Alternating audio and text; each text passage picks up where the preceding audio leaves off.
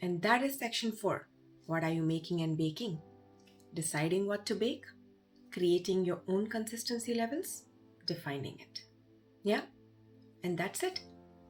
With this one, I wanted you to focus more on reading and reflecting and doing the important work of deciding what to make and bake in your life, so that you can now decide for yourself the consistency levels.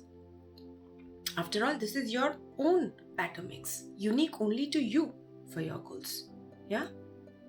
Now, one big takeaway from this is understanding and realizing that consistency is a byproduct. The real key lies in deciding what to make and bake. Yeah?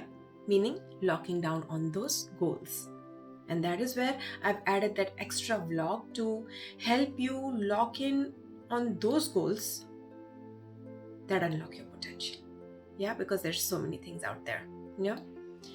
And the second big takeaway is that remember, our goals and roles go hand in hand. Roles and goals go hand in hand.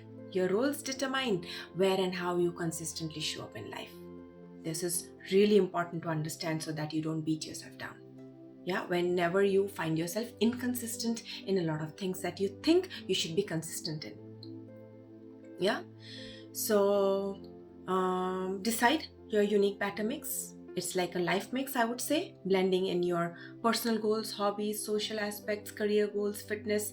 It's like blending in together, and then deciding for each one a consistency level, depending on the urgency of it. That at this point on my timeline in my life, this is what I want to be more consistent in, and less consistent in that. It's up to you to decide for yourself. But once you define it, once you realize it and put it out on the paper, it's going to be really easy for you, So yeah, that's section 4. I recommend you go through this once more, to deeply grasp this metaphor of this consistency levels, because you don't want to keep on adding too much water, too much liquid into one batter mix, because what will happen is it will become watery, and you are trying to, like how I shared this example of pancake mix versus a dosa mix, for that matter. The consistency levels are different, and so depending on what you want to make, you decide the consistency level, meaning now this is the level, this is the consistency I need for this pancake batter that I want to make. So that means I need to add only this much water. Don't overdo it. Sometimes we overdo it in life, and then even then we don't see the results. This is why this batter metaphor is so important for a better you. And each time now you think of consistency, you will remember this batter metaphor. And this is how I have trained myself. This is how I have how do I put this? Worked on myself, done this inner work. Because a lot of the times I used to beat myself down that I'm inconsistent, I'm not consistent enough. Sometimes it's there also. Not consistent enough, inconsistent. But how are we to decide? I used to measure my consistency levels on someone else also, by comparing. And when I how do I say, it's a byproduct of walking upon my path of self-transformation, I came across this metaphor of better, creating my own better consistency levels.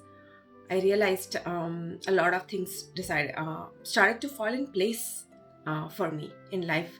And I no longer felt the need to be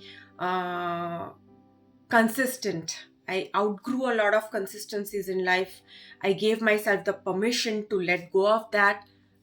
I created that space to bring in new consistencies, and this is how I created a new normal for myself. But that's something extra that I'm sharing my experience with you, so that you also know how this works for you. Yes? So yeah, that is it. Wow, we are already closing on this program, section 5 and 6. So see you